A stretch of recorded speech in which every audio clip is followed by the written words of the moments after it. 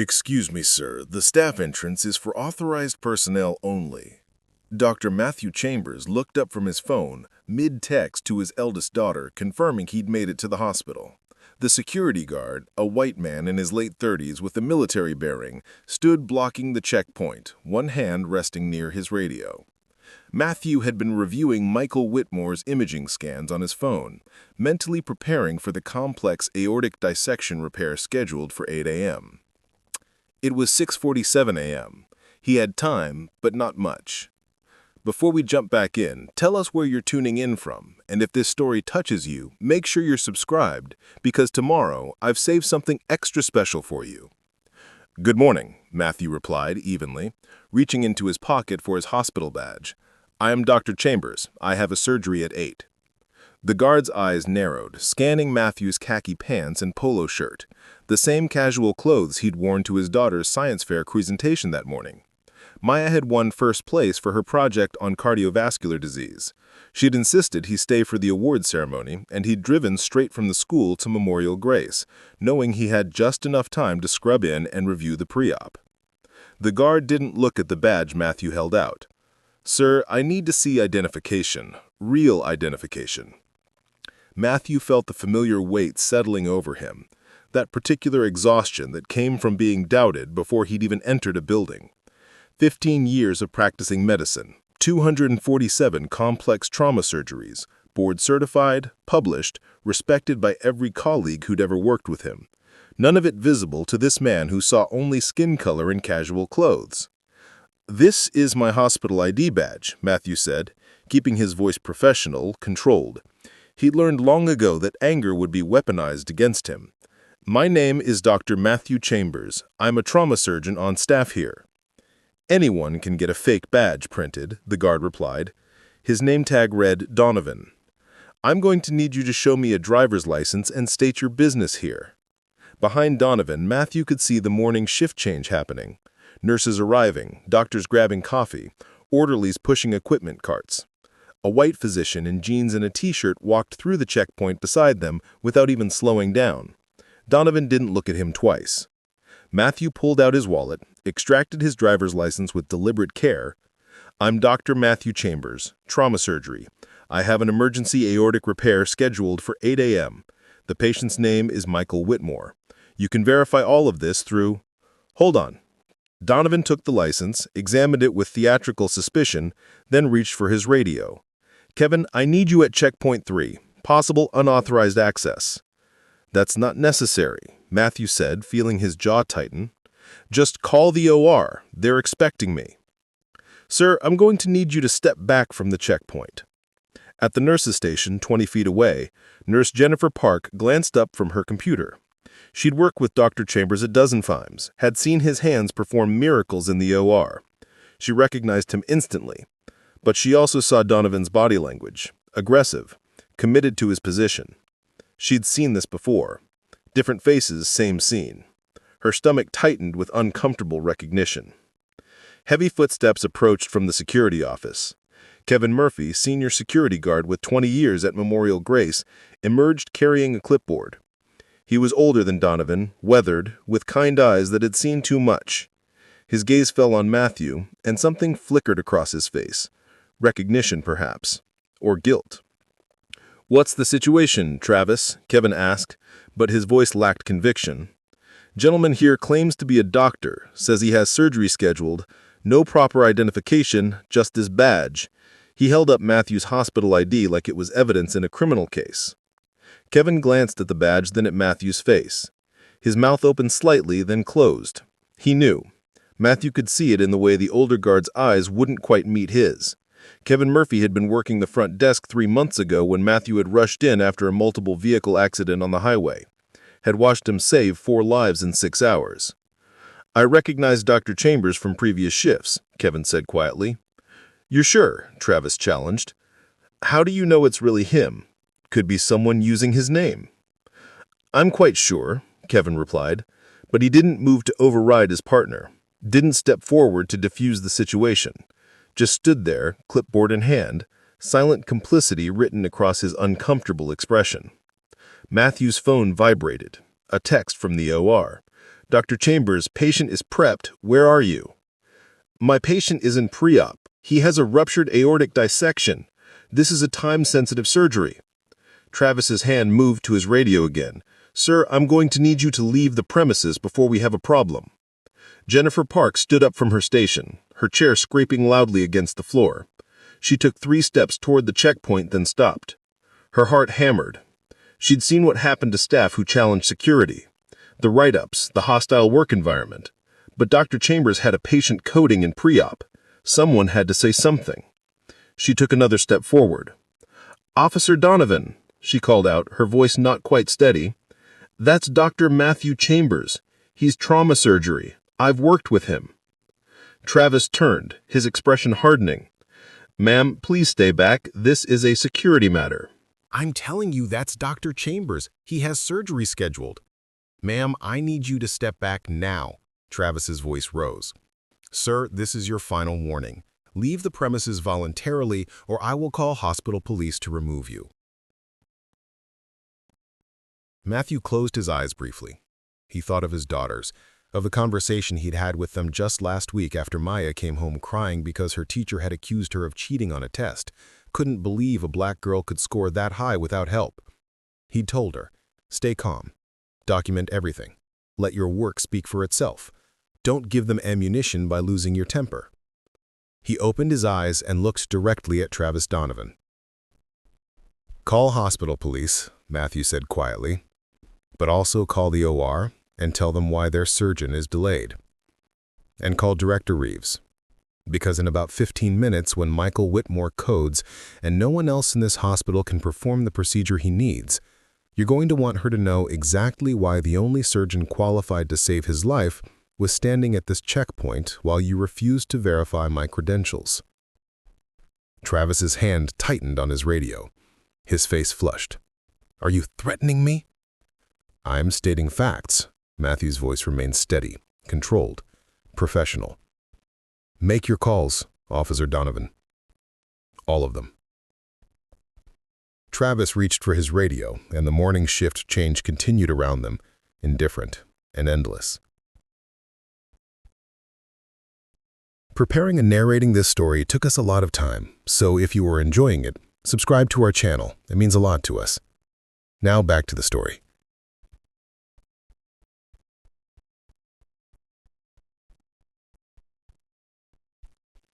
Hospital police to checkpoint 3.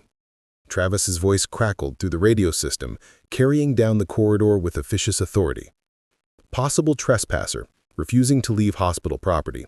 Need immediate assistance. The word trespasser cut through the morning bustle like a blade. Conversations stopped, heads turned. Dr. Matthew Chambers stood motionless at the checkpoint, his hospital badge still in his hand, watching his professional reputation dissolve in real time. Jamie Chen had been rushing toward the elevator, already late for morning rounds, when she heard the radio call. She stopped mid-stride, turned, and saw the scene developing at security. Dr. Chambers, the Dr. Chambers, whose innovative trauma protocol she'd studied in medical school, being treated like a criminal. Her hand moved to her phone before conscious thought caught up. She opened her medical resident group chat, switched her camera into video, and started recording. This is Dr. Matthew Chambers being detained at Memorial Grace Security, racial profiling in real time, witnessing. Travis stepped closer to Matthew, positioning himself between the surgeon and the hospital entrance. Sir, I need you to gather your belongings and exit the building immediately. I've shown you my identification, both my hospital badge and my driver's license. I've explained that I have an emergency surgery scheduled. What additional verification do you require? This badge could be fake. Travis held up the hospital ID, turning it over as if checking for watermarks. We've had incidents of people impersonating staff. Kevin Murphy shifted uncomfortably beside his partner. Travis, I already told you. We need to follow proper protocol, Travis interrupted. Can't just take someone's word for it. More staff members were gathering now, drawn by the commotion. A small crowd formed. Nurses arriving for shift change, orderlies, administrative staff. Several pulled out phones. The age of documentation. Everything recorded, everything shared, everything viral within minutes. Jennifer Park moved closer, her earlier hesitation replaced by something harder. She'd made her choice. Officer Donovan, I'm Jennifer Park, emergency department nurse. I've assisted Dr. Chambers in surgery multiple times. I can personally verify. How do I know you're not in on whatever scam this is? Could be friends covering for each other. A murmur rippled through the gathering crowd. The accusation was too absurd, too transparent. Jennifer's mouth fell open in shock. I'm a registered nurse at this hospital. You can verify my credentials the same way you should be verifying his through the hospital database that you have access to on your computer right there. Heavy footsteps echoed from the main corridor. Officer Denise Martinez appeared, her police uniform pressed, her expression professional. She'd been hospital liaison for 3 years, had chosen this position specifically because she wanted to help rather than criminalize. Community policing, de-escalation, building trust. She took in the scene with experienced eyes. The black man in casual clothes, the defensive security guard, the gathering crowd, the phones recording everything. What's the situation? She asked, directing the question to Travis. Trespasser refusing to leave hospital property. Claims to be a doctor but has no proper identification. I have identification, Matthew interjected calmly. Hospital badge and driver's license, both of which Officer Donovan has examined and dismissed. Officer Martinez looked at Matthew more closely. Something in his bearing, the quiet authority, the professional composure, the expensive watch on his wrist, didn't match Travis's description. Dr. Matthew Chambers? Yes. And you're here for? I have emergency surgery scheduled for 8 a.m., aortic dissection repair. My patient's name is Michael Whitmore. He's currently in pre-op, likely deteriorating while we have this conversation. Martinez pulled out a radio. This is Officer Martinez at Checkpoint 3. Can someone verify if Dr. Matthew Chambers has surgery scheduled this morning? This is OR desk. A harried voice crackled back. Yes, Dr. Chambers is scheduled for aortic repair at 8 a.m. We've been trying to reach him. Patient is ready and waiting. Where is he? Travis's face went pale, then red. That doesn't prove anything. Could still be. Officer Donovan. Martinez cut him off, her tone sharp. Step back, please. At that moment, a white doctor in scrubs, wrinkled, coffee-stained, walked through the checkpoint beside them. He nodded at Travis, who nodded back, not even asking for identification. The doctor disappeared into the hospital without breaking stride. The contrast was so stark, so undeniable, that several people in the crowd gasped. Jamie Chen, still recording, zoomed in on Travis's face, then panned to show the doctor who'd passed through unchallenged. Did everyone just see that? She typed into her live stream, which now had 47 medical professionals watching from hospitals across the city. White doctor in casual clothes, no questions asked. Black doctor with ID, detained and threatened with removal. Matthew's phone buzzed again. Another text from the OR. Dr. Chambers, patient's BP dropping.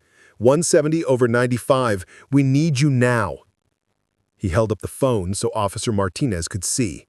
My patient is crashing. Martinez's jaw tightened. She'd seen enough. She understood exactly what was happening here, had seen it play out in different contexts throughout her career.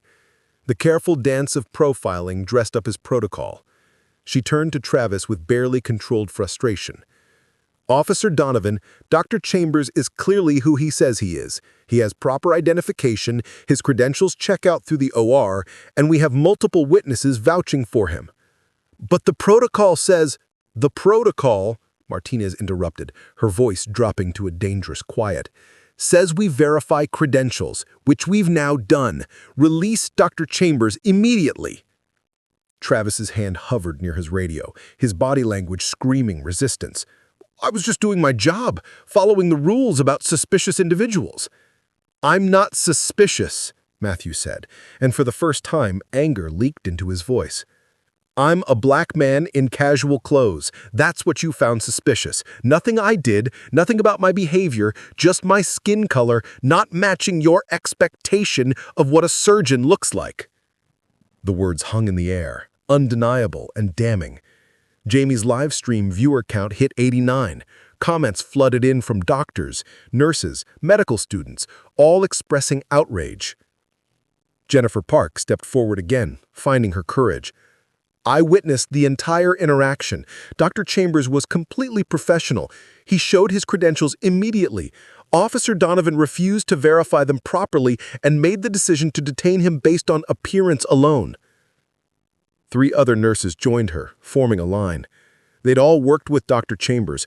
They'd all seen this kind of treatment before, had experienced their own versions. They were done being silent. "I can confirm that's Dr. Chambers," said an older black nurse.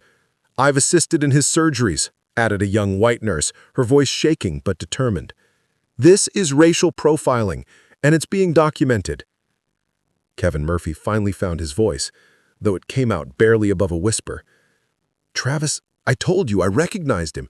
We should have just let this go." Travis whirled on his partner. "You're seriously going to take their side? Undermine hospital security for—" Matthew's phone erupted with sound, an emergency call from the OR. He answered on speaker.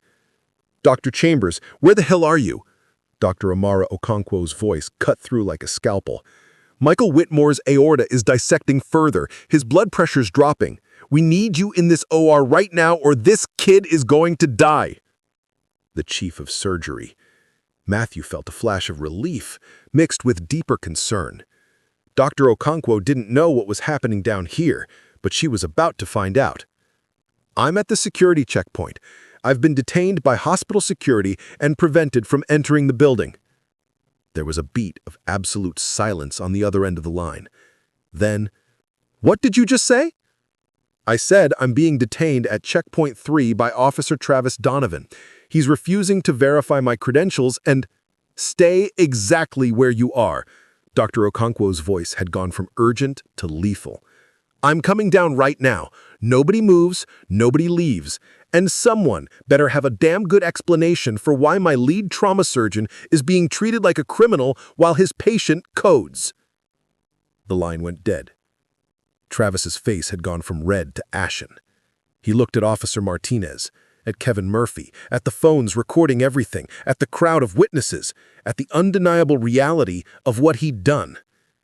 "I was just following protocol." "No," you replied quietly. "You were following your assumptions. There's a difference." The elevator chimed. Dr. Amara Okonkwo had arrived, and the real confrontation was about to begin. Dr. Amara Okonkwo emerged from the elevator like a force of nature contained in surgical scrubs. At 51, she'd spent 3 decades fighting battles just like this one. Countless microaggressions, institutional barriers, and outright discrimination that would have crushed someone with less steel in their spine. She'd become chief of surgery by being twice as qualified, working twice as hard, and never ever backing down. Donovan looking cornered, Officer Martinez appearing deeply uncomfortable, and at least 15 staff members with phones raised, recording everything.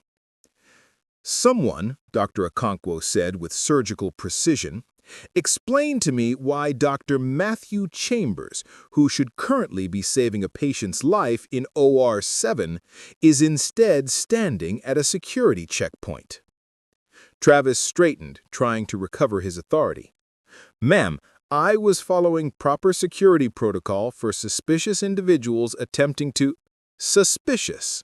Dr. Okonkwo's voice could have flash-frozen nitrogen. "Dr. Chambers is suspicious? He arrived in casual clothes without proper identification." Dr. Okonkwo held out her hand to Matthew, who gave her his hospital badge and driver's license. She examined them for exactly 3 seconds. "Hospital ID badge with photo, name, department, and security chip. Driver's license matching his appearance and identity. What part of this identification is improper, Officer Donovan?" "Anyone could have a fake badge made," Travis insisted, but his voice wavered. "We've had incidents." "Name one." Dr. Okonkwo challenged. In the 15 years you've worked here, name a single incident of someone impersonating Dr. Matthew Chambers specifically, or any trauma surgeon generally, to gain unauthorized access to this hospital. Travis opened his mouth, then closed it. "I'll wait," Dr. Okonkwo continued. Meanwhile, my patient, Michael Whitmore, grandson of Robert Whitmore III, the man whose name is on our trauma wing because he donated $12 million to build it, has a dissecting aorta that's extending toward his renal arteries. In approximately 8 minutes, if we don't get him into surgery, he will lose kidney function. In approximately 20 minutes, he will die. Dr. Chambers is the only surgeon in this hospital, possibly in this entire region, with the specific expertise to perform this repair successfully. So I'll ask you again, what exactly makes him suspicious? Jennifer Park stepped forward, emboldened by Dr. Okonkwo's arrival. "Dr. Okonkwo, I witnessed the entire incident. I identified Dr. Chambers immediately and vouched for him. Officer Donovan accused me of being involved in some kind of scheme." "A scheme?" Dr. Okonkwo turned her laser focus on Travis. "You believe Jennifer Park, who has worked in this hospital emergency department for 6 years with an impeccable record, is involved in a scheme with Dr. Chambers to, what? Fraudulently perform life-saving surgery?" The absurdity was now impossible to ignore. Several people in the crowd laughed, bitter, knowing laughter. "Dr. Okonkwo," another nurse called out, "I also identified Dr. Chambers. I've assisted in his surgeries multiple times." "So have I," said a third nurse. "I saw his badge when he first arrived," added an orderly. Kevin Murphy finally found his full voice, though guilt was written across every line of his face. "Chief Okonkwo, I recognized Dr. Chambers immediately when I arrived. I told Officer Donovan that, but He trailed off, unable to finish the sentence. "But you what?" Dr. Okonkwo demanded. "Said nothing? Did nothing? Allowed your partner to continue detaining a surgeon while a patient's life hung in the balance?" "Yes, ma'am." Dr. Okonkwo turned to Officer Martinez. "What does your verification show?" Martinez pulled out her tablet, accessing the hospital database. "Dr. Matthew Chambers, trauma surgery, employed at Memorial Grace for 7 years.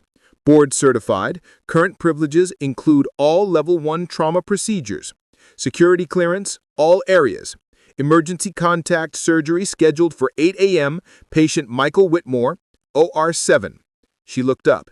"Everything checks out completely." "There must be some mistake in the system," Travis said desperately. "Sometimes the database has errors." "Stop." Matthew's voice cut through the excuses, quiet but commanding. "Just stop." Everyone turned to look at him. He'd been largely silent since Dr. Okonkwo arrived, letting his mentor take the lead. But now he stepped forward, and despite his casual clothes, despite being the one who'd been detained and humiliated, he radiated unmistakable authority. "Officer Donovan, I've been a surgeon at this hospital for 7 years. I've performed over 200 complex trauma surgeries. I've published 17 peer-reviewed articles. I've trained dozens of residents. My colleagues know me. The nursing staff knows me. The OR team knows me. And yet when I arrived wearing casual clothes, the same casual clothes I wore to my daughter's science fair this morning, you saw a threat." Matthew paused, letting the words land. Around them, phones continued recording. Jamie Chen's live stream had reached 127 viewers, many of them verified medical professionals sharing the video across networks. "A white doctor in wrinkled scrubs walked through this checkpoint 3 minutes ago. You didn't ask his name, didn't request identification, didn't question his credentials. He looked the part, so you let him pass. I didn't look the part, not because of anything I did or said, but because of what I look like. That's not protocol, Officer Donovan. That's profiling." Travis's face flushed. It's not about, I was just trying to protect." "Protect what?" Dr. Okonkwo interjected. The hospital from its own highly qualified surgeon? The patient from receiving life-saving care? Or were you protecting your assumption that black men in casual clothes don't belong in professional spaces, regardless of their credentials? Travis looked around wildly, seeking support, but found none. Even Kevin Murphy had stepped back, distancing himself from his partner's actions. At that moment, Matthew's phone rang again. He glanced at the screen, then answered on speaker. Dr. Chambers. Matthew, it's Helen Reeves.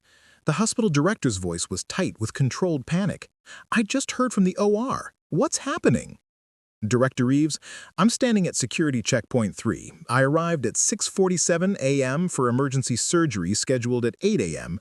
For the past 23 minutes, I've been detained by Officer Travis Donovan, who refused to verify my credentials despite my hospital badge, driver's license, confirmation from the OR, and multiple witnesses vouching for my identity.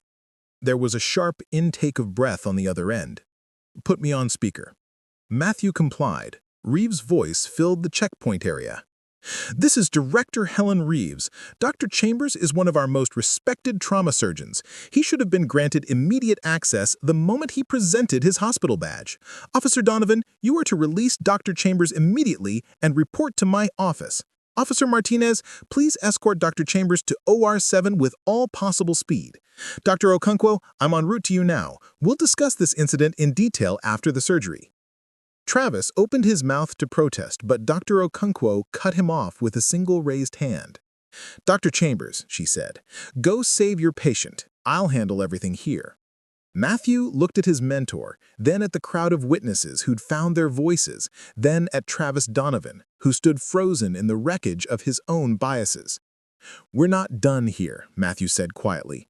After the surgery, there will be a full accounting of what happened this morning and why.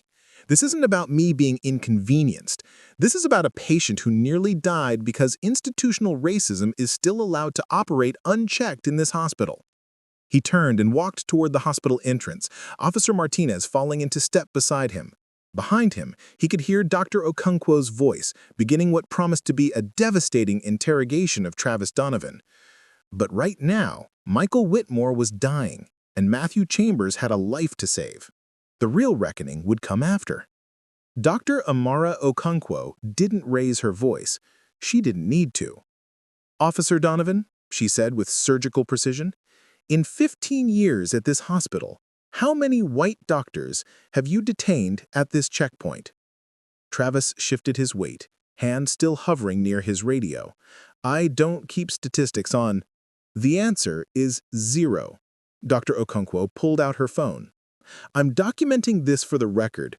Dr. Matthew Chambers presented his hospital badge at 6:47 a.m. You refused to verify it through standard channels. Multiple staff members confirmed his identity. You dismissed their testimony. A patient's life was endangered because you chose assumptions over evidence. Jennifer Parks stepped closer, her voice steady despite the tremor in her hands. Dr. Okonkwo, I told Officer Donovan I'd worked with Dr. Chambers in surgery. He accused me of participating in a fraud scheme. The murmurs from the gathering crowd grew louder. Someone laughed, bitter, knowing. A fraud scheme, Dr. Okonkwo repeated flatly. Jennifer Park, emergency department nurse for 6 years, impeccable record, is committing fraud to help a man impersonate a surgeon. That's your position, Officer Donovan. Travis's face reddened. I was following protocol for suspicious. What made him suspicious? Specifically, his badge, his identification, his calm explanation, or was it his skin color combined with casual clothes that triggered your protocol? Kevin Murphy finally found his voice, though guilt saturated every word. Chief Okonkwo, I recognized Dr. Chambers when I arrived. I told Travis, I should have insisted we verify through the database immediately. I didn't, and that's on me. Dr. Okonkwo turned her attention to the senior guard. Kevin, you've been here 20 years. You know better. Your silence enabled this. Yes, ma'am. I was conflict avoidant. I let my partner continue even when I knew he was wrong. Officer Martinez checked her tablet, her expression increasingly uncomfortable. Dr. Okonkwo, the hospital database confirms everything. Dr. Chambers, trauma surgery, 7 years on staff, board certified, emergency surgery scheduled at 8 a.m. All credentials verified.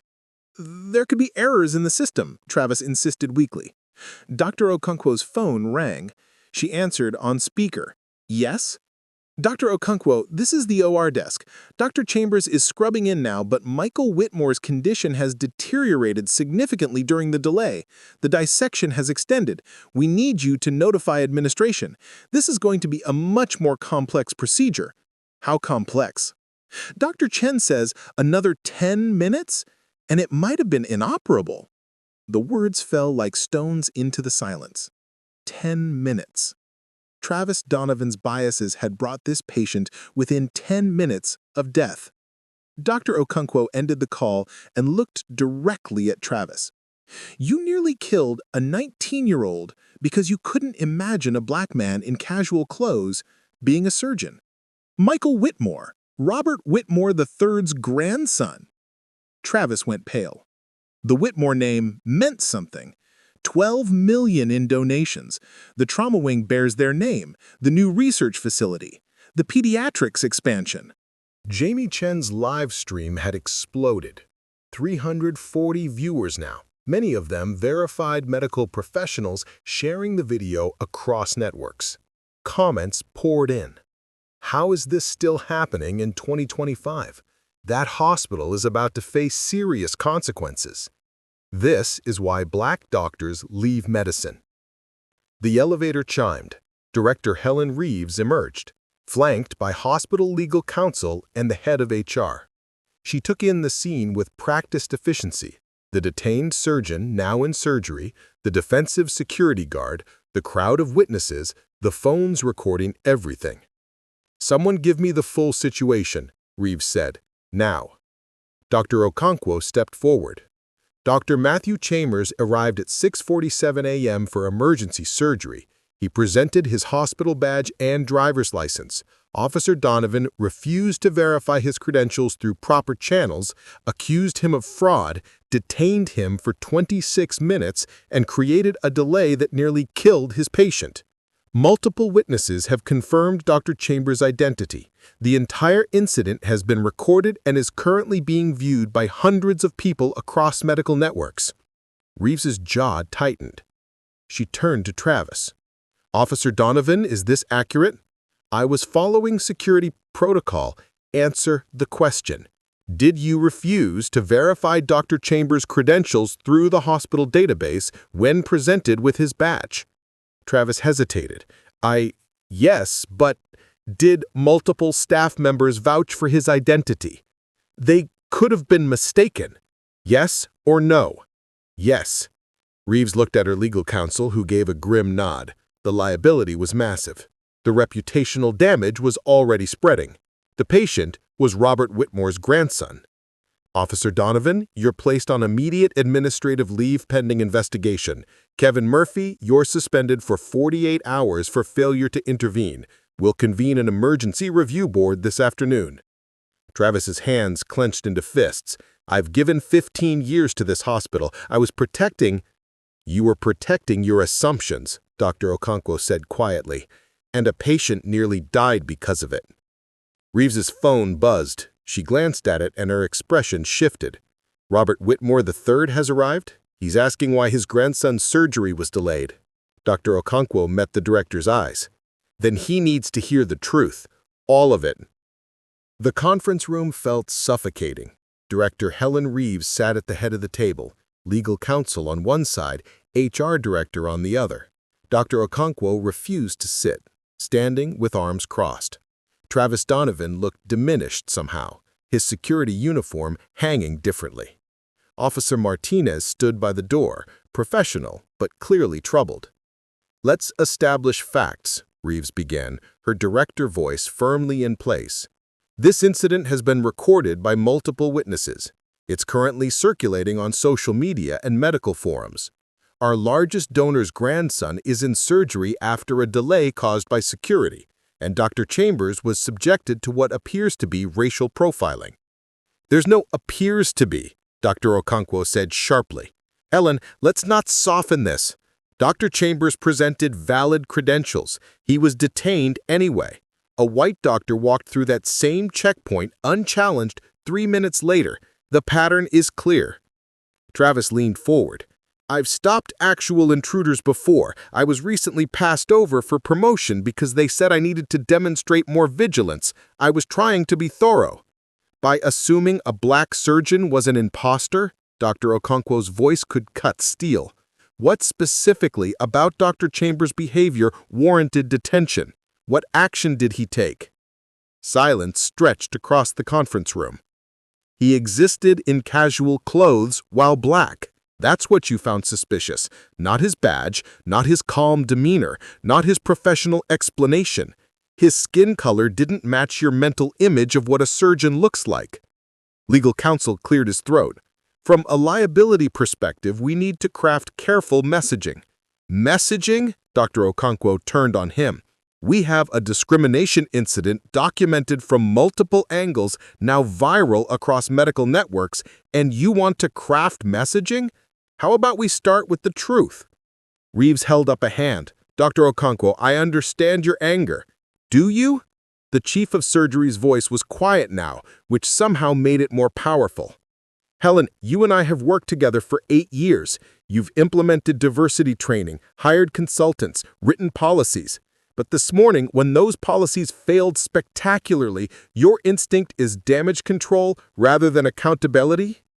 The words landed hard. Reeves straightened in her chair. That's not fair, isn't it? Dr. Okonkwo leaned forward. A highly qualified surgeon was humiliated at a security checkpoint while his patient deteriorated. Multiple witnesses documented it, and your first concern is messaging strategy. Officer Martinez spoke up from the position by the door. Director Reeves, I pulled security footage from the past week. 17 doctors entered through checkpoint 3 in casual clothes. 16 of them were white. Only Dr. Chambers was stopped. The statistic hung in the air like an indictment. Travis stood up abruptly. This is ridiculous. I've given 15 years to this hospital. I kept people safe, and now one mistake? It's not one mistake, Kevin Murphy interrupted from the corner. Travis, I've watched you question black visitors more aggressively for months. Latino staff, you ask for multiple IDs. Asian doctors you assume are visiting. You do it automatically. I noticed. I said nothing. That makes me complicit, too. You're saving yourself by throwing me under. I'm telling the truth, Kevin said heavily. Finally. Too late, but I'm saying it. Reeves' phone buzzed insistently. She glanced at the screen. Robert Whitmore is in the waiting area. He wants to speak with whoever delayed his grandson's surgery immediately. Good, Dr. Okonkwo said. Let's tell him exactly what happened. Legal counsel looked alarmed. We should prepare talking points first. No. Dr. Okonkwo's voice was final. We tell the truth. Robert Whitmore donated millions because he believes in quality health care. He deserves to know that his money hasn't prevented discrimination in his own named wing. Reeves studied her chief of surgery. Dr. Okonkwo had never backed down from a fight, had never compromised her principles for political convenience. It was what made her an exceptional leader. It was also what made her dangerous to bureaucratic comfort. Reeves made her choice. Bring Mr. Whitmore in, and get me Dr. Chambers' contact information. When he finishes surgery, he decides what happens next. This is his experience. We don't get to manage it. Dr. Okonkwo gave a single nod of approval. The door opened. Robert Whitmore III entered. 68 years old, self-made wealth, accustomed to control, and found himself facing a situation money couldn't simply fix. Inside OR 7, time moved differently. Dr. Matthew Chambers stood over Michael Whitmore's open chest, hands steady despite the rage still simmering beneath his professional composure. 26 minutes. That's how long he'd been delayed. 26 minutes during which this aortic dissection had extended, the tear growing longer, the surgery becoming exponentially more dangerous. Retractor, he said calmly. Jennifer Park positioned the instrument with practiced precision. She'd insisted on being part of this surgical team. After witnessing the checkpoint incident, after finding her voice, she needed to see this through. "How's pressure?" Matthew asked the anesthesiologist. "BP 132/86, heart rate 94, holding steady." For now. Michael Whitmore's aorta had torn along a 12-centimeter section, and the dissection was creeping toward the renal arteries. Every movement mattered. Every second counted. Matthew's hands moved with the muscle memory of 247 complex surgeries, isolating the damaged vessel, preparing for repair. His mind existed in two places: the technical precision required for surgery and the bitter knowledge of what had delayed him. He thought of his brother, 17 years old, bleeding out in an understaffed ER, while an exhausted doctor made preventable mistakes. That's what had driven him to medicine, the belief that excellence should be standard, not exceptional. "Vessel clamp," he requested. Jamie Chen, the resident, assisting, held her breath as Matthew clamped the damaged artery. She'd recorded the entire checkpoint incident, had live-streamed it to medical networks. Now she watched the man she'd documented, being humiliated, perform surgery with breathtaking skill. "Beginning repair," Matthew announced. Outside this OR, he knew, chaos was erupting, administration scrambling, legal teams mobilizing, his discrimination going viral across social media. But inside these walls, only the patient mattered. Only this 19-year-old whose heart depended on Matthew's steady hands. "The dissection is worse than imaging indicated," Matthew observed. "I'll need to repair a longer section." More time, more risk, all because Travis Donovan couldn't see past his own biases. He pushed the thought away. Focus. Only focus. "Dr. Chambers, you're brilliant, just like always." He glanced at her briefly, grateful. She understood what this morning had cost him. She'd been there. She'd spoken up when it mattered. "Thank you," he said simply. The next hour passed in careful increments. Repair the tear, reinforce the vessel wall, restore blood flow. Each step demanded absolute precision. His training, his experience, his unshakable commitment to excellence, all of it focused on this single patient. "Clamps coming off," he announced. The surgical team held collective breath. If the repair failed, blood flow resumed through the repaired section. Clean, strong, no leaking. "Vitals," Matthew asked. "BP 120/78, heart rate 82, O2 sat 98. The anesthesiologist smiled behind his mask. "Beautiful work, Dr. Chambers." He allowed himself one moment of relief. "Let's close." As he sutured final layers, he thought about what waited outside this OR, the confrontation with administration, the reckoning with Travis Donovan, the decision about whether to stay at an institution that had treated him this way. But first, Michael Whitmore would live. Despite everything, the discrimination, the delay, the danger, this patient would survive. That had always been Matthew's commitment. Save lives, heal people, do no harm. Even when the system harmed him, he would not harm his patients. "Surgery complete," he announced. "Page recovery. Let the family know." He stepped back from the table, his team already beginning post-operative protocols. These colleagues who'd supported him, who'd witnessed his humiliation, who'd stood beside him. "Thank you," he said to all of them, "for everything." Then he removed his surgical mask, scrubbed out, and walked toward the waiting area where Robert Whitmore III was demanding answers. Time for accountability. Dr. Matthew Chambers emerged from the OR exhausted but composed, surgical scrubs still damp with sweat. The waiting area outside OR 7 held more people than he'd expected. Director Helen Reeves, Dr. Amara Okonkwo, hospital legal counsel, and a silver-haired man in an expensive suit who could only be Robert Whitmore III. Whitmore stood the moment he saw Matthew, crossing the distance in 3 strides. Dr. Chambers. Yes. My grandson, Michael, is he... The surgery was successful, Matthew said, his professional voice steady despite his exhaustion. The aortic dissection has been repaired. Michael will need close monitoring for the next 48 hours, but barring complications, he should make a full recovery. Whitmore's shoulders sagged with relief. Thank God. Thank you. I don't know how to... He reached for Matthew's hand, gripping it firmly. You saved his life. What can I do to repay you? Anything. Name it. Matthew withdrew his hand gently. Mr. Whitmore, I'm grateful Michael survived, but before we discuss gratitude, you need to understand what happened this morning. Reeves stepped forward quickly. Dr. Chambers, perhaps we should... No. Matthew's voice was quiet, but absolute. Mr. Whitmore, your grandson's surgery was delayed by 26 minutes because I was detained at a security checkpoint. I presented my hospital badge and driver's license. Multiple staff members vouched for my identity.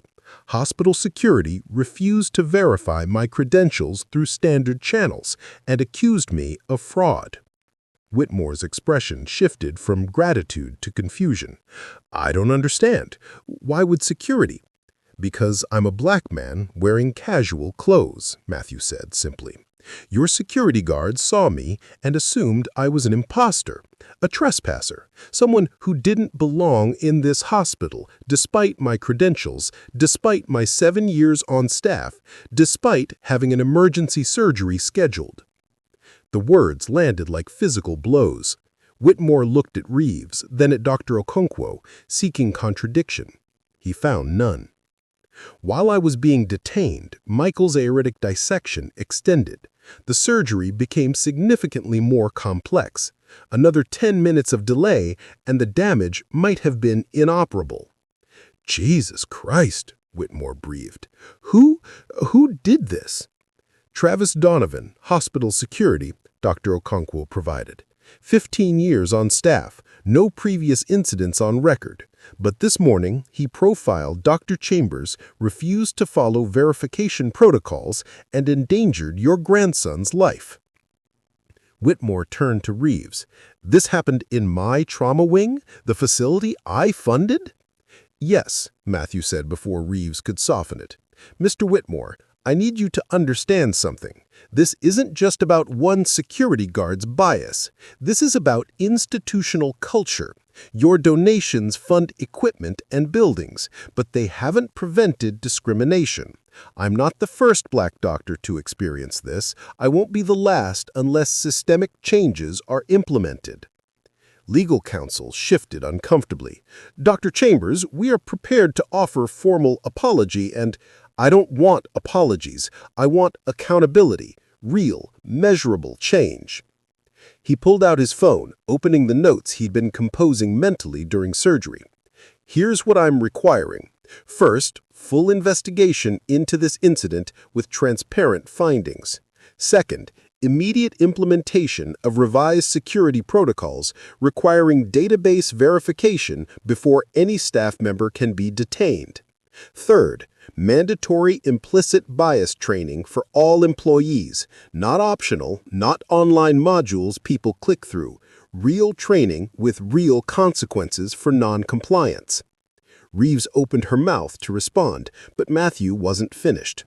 Fourth, establishment of an independent diversity oversight board with direct reporting to hospital leadership. Fifth, quarterly audits of security interactions to identify patterns of discriminatory behavior. And sixth, he looked directly at Whitmore, I want you to understand how your donor influence shapes hospital culture. Who gets hired? Who gets promoted? Whose perspectives get valued? Whitmore looked stunned. I've always supported merit-based... Merit as defined by whom? Matthew asked. Mr. Whitmore, I have exceptional credentials. 247 complex surgeries, 17 peer-reviewed publications, 7 years of distinguished service. Yet this morning I was treated like a criminal because someone couldn't imagine a black man being a surgeon. That's not a failure of my merit. That's a failure of institutional culture to recognize merit when it doesn't fit expected patterns. The waiting area was silent, except for the ambient sounds of hospital operations. Dr. Okonkwo watched her protege with fierce pride. This was the Matthew she'd always known was there. Brilliant, principled, unwilling to accept injustice quietly. "Dr. Chambers," said Whitmore slowly, "I've written checks and attended galas and thought that was enough. But my grandson nearly died because of a culture I helped create without examining. What can I do to fix this?" Matthew met his eyes. "Use your influence. Support these institutional changes. Fund diversity initiatives with the same enthusiasm you fund new equipment.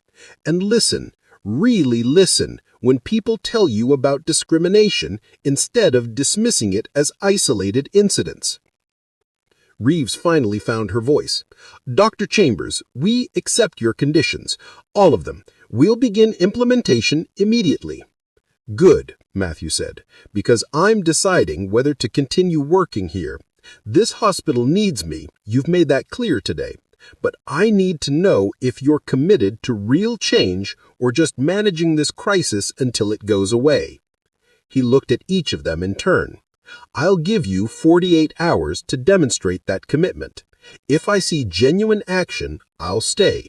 If I see performance and empty promises, I'll resign and take this story and Jamie Chan's documentation to every medical journal and news outlet that will listen."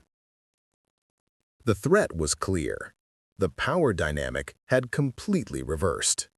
Matthew turned to leave, then paused. "Oh, and Mr. Whitmore, when Michael wakes up, you should know.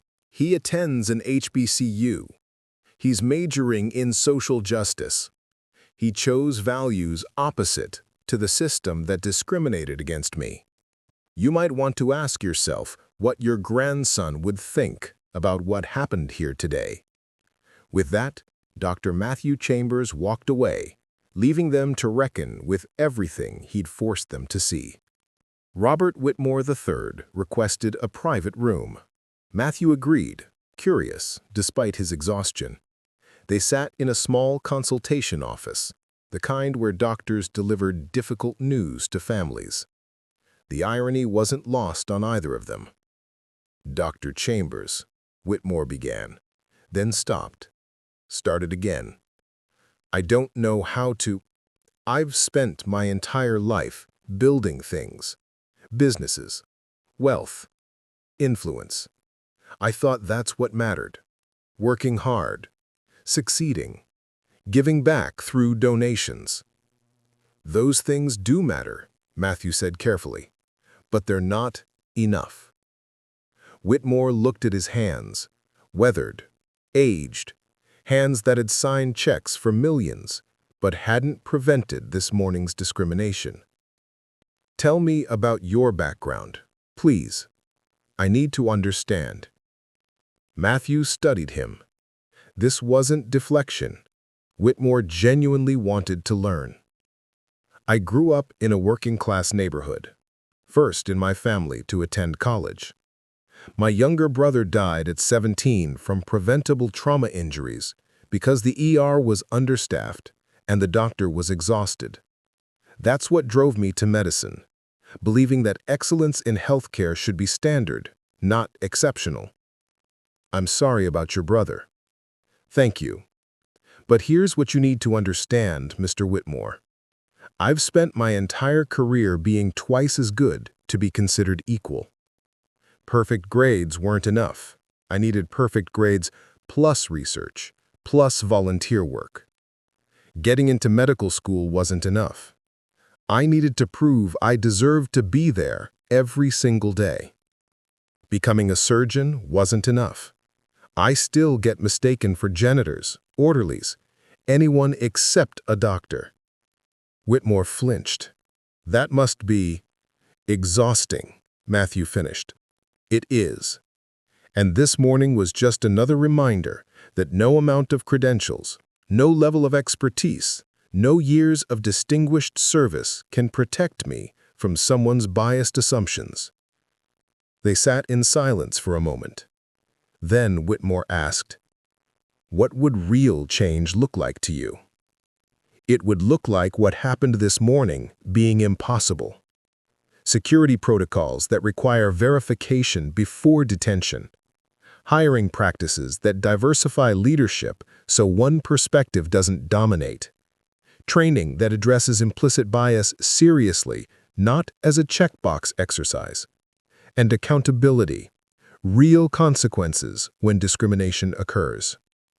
Your conditions earlier, the oversight board, the audits, the training, are a start.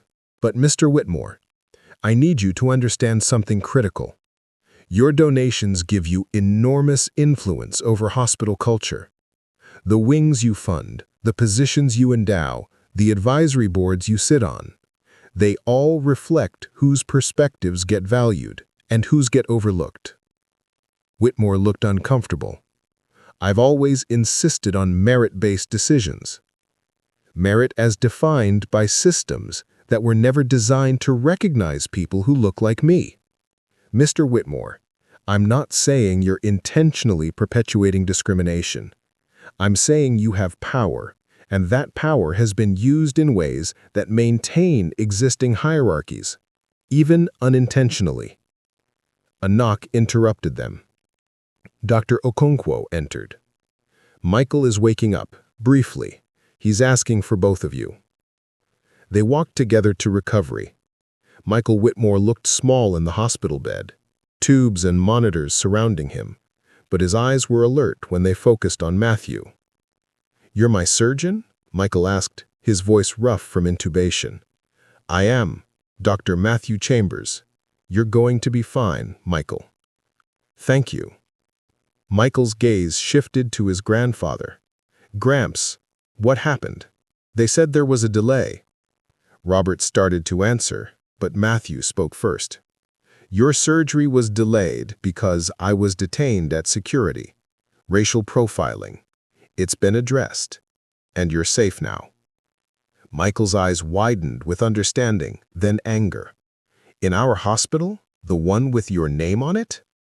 "Yes," Robert said quietly. "That's being addressed. Dr. Chambers is ensuring real changes are implemented." Michael looked at Matthew with something like kinship. "I'm sorry. I study this stuff. I know it happens constantly. But still."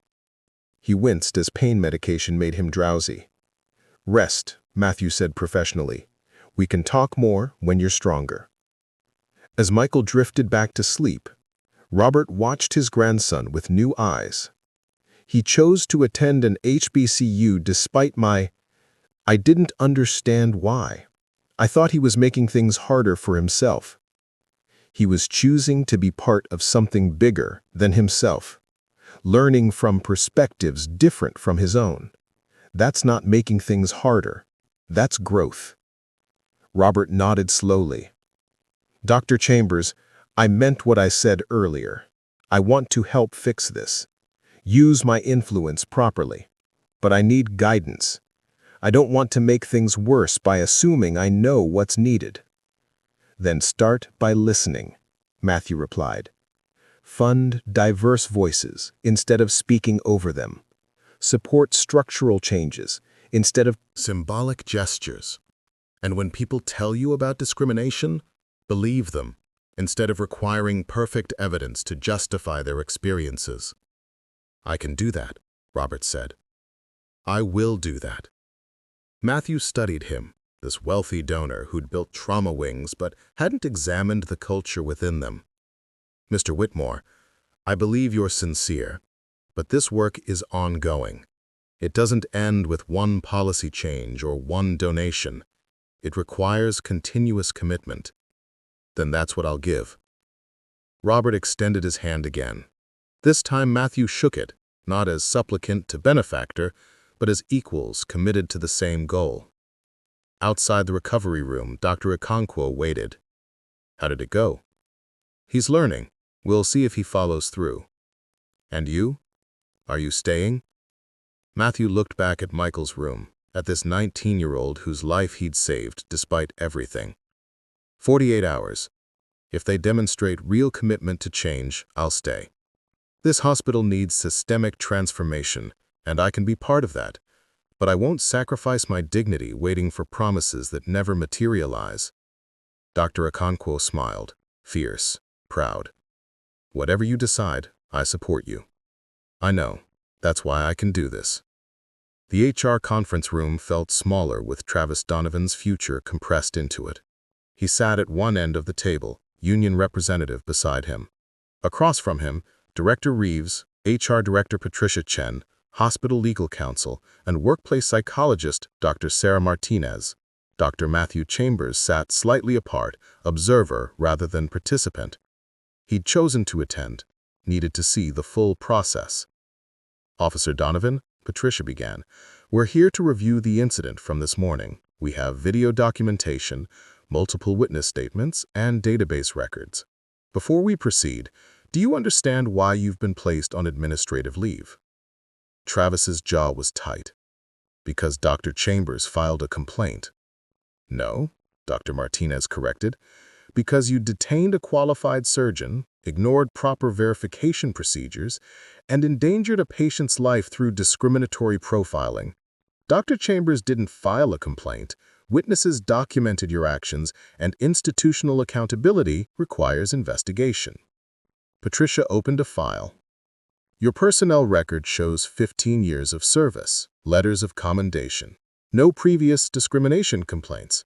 Can you help us understand what happened this morning? Travis looked at his hands. I was following security protocols for suspicious individuals. What made Dr. Chambers suspicious? Dr. Martinez interrupted. Please be specific. He was in casual clothes, no lab coat, no scrubs. He looked... Travis stopped himself. He looked like what? Dr. Martinez pressed gently. Please complete the thought. He didn't look like a doctor, Travis finally said. And what does a doctor look like to you? The question hung there. Travis's face reddened. That's not what I meant. Dr. Martinez pulled up security footage on a tablet. This is from the same checkpoint, 3 minutes after Dr. Chambers was detained. Can you identify this person? The footage showed the white doctor in wrinkled scrubs walking through unchallenged. That's Dr. Harrison from cardiology. Did you ask for his identification? No. Why not? He's also in casual clothes, wrinkled scrubs, coffee-stained. By your stated criteria, he should be equally suspicious. Travis had no answer. Kevin Murphy, sitting in a separate chair, spoke up. Because he looked what Travis expected a doctor to look like. White, male, authority written across him. Dr. Chambers didn't fit that mental image. Travis turned on his former partner. You're throwing me under the bus. I'm telling the truth, Kevin said tiredly. Finally, I watched you do this for months, Travis. Black visitors questioned more aggressively. Latino staff asked for multiple IDs. Asian doctors assumed to be visiting rather than employed here. You did it so automatically you didn't even notice. I noticed. I said nothing. That makes me complicit. Patricia made notes. Officer Murphy, your 48-hour suspension stands, but your honest testimony here will be considered. She turned back to Travis.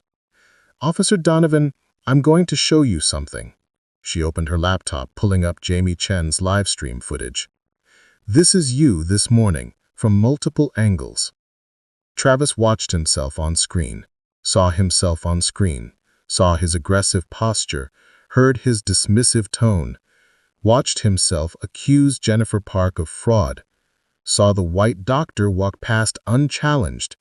His face went ashen as the full picture emerged, not from his perspective, but from everyone else's. I didn't realize. His voice cracked. I was trying to protect the hospital. From what? Dr. Martinez asked. From a qualified surgeon performing life-saving surgery? Travis's defenses finally crumbled. I was passed over for promotion last month. They said I needed to demonstrate better judgment, more vigilance. I was trying to prove. He stopped, realization dawning. I was trying to prove my worth by finding threats that weren't there. And you found threats in people who didn't match your unconscious assumptions of who belongs in professional spaces, Dr. Martinez said. Officer Donovan, this is what implicit bias looks like. It's not conscious hatred. It's unexamined assumptions operating automatically. Matthew spoke for the first time. Officer Donovan, look at me. Travis met his eyes reluctantly. Do you understand what you did to me this morning? Not just the delay or the humiliation, though both were significant. You made me prove my humanity and my competence in front of colleagues I've worked with for years. You forced me to justify my existence in a space I'd earned the right to occupy. And you did it while a patient's life hung in the balance. Travis's eyes filled with tears. I'm sorry. I'm so sorry. I didn't mean... I know you didn't mean to, Matthew said quietly. That's what makes it systemic rather than individual. You were operating on biases you'd never examined, within systems that never forced you to examine them. But intentions don't erase impact. Patricia looked at Matthew. Dr. Chambers, do you have any questions for Officer Donovan? Just one. If the hospital offers restorative justice programming, intensive bias training, accountability processes, opportunity to rebuild understanding, would you participate genuinely, or would you resist and blame others? Travis wiped his eyes. I'd participate, genuinely. I need to understand what I did, how I could not see my own biases. Matthew nodded slowly. Then I support a restorative approach alongside accountability. Termination is appropriate. This incident was too serious for lesser consequences. But if Officer Donovan completes intensive training and demonstrates genuine change, perhaps he can help others avoid his mistakes. Patricia made a note. Officer Donovan, here's our decision. You're terminated from your position at Memorial Grace Hospital effective immediately. However, you're eligible to participate in our restorative justice programming. If you complete 6 months of intensive bias training and demonstrate measurable growth, we'll provide a neutral reference for future employment. But you will not work in security or patient-facing roles at this institution again. Travis nodded, broken, but perhaps beginning to understand.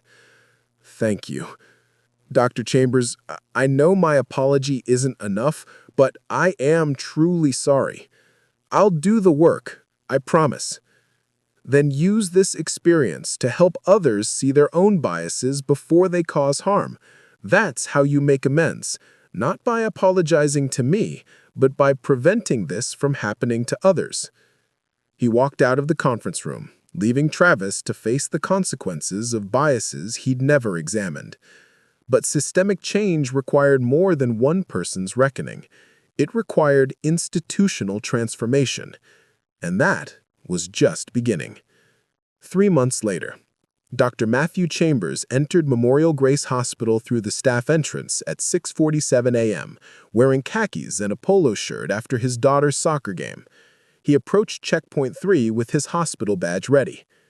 "Good morning, Dr. Chambers," the new security guard said, scanning his badge through the system. Verification appeared instantly on screen. "Have a great day, sir." "Thank you." Matthew walked through without incident. Small victories, but they mattered. The hospital had changed, slowly but measurably.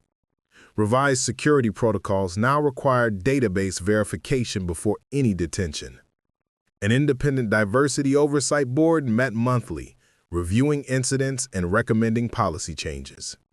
Mandatory bias training, real training, not online modules, had been completed by 94% of staff. Travis Donovan had finished his intensive program and now worked with a nonprofit addressing racial profiling, speaking publicly about his transformation. Kevin Murphy co-led internal training sessions on bystander intervention.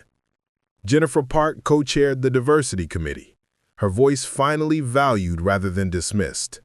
Jamie Chen's documentation had become required viewing in medical schools nationwide, teaching future doctors about discrimination in healthcare. Robert Whitmore III had established the Thomas Chambers Scholarship Fund, named after Matthew's deceased brother, funding medical education for students from underrepresented backgrounds. He attended every oversight board meeting, listening more than speaking. Most importantly, discrimination complaints had dropped 73%.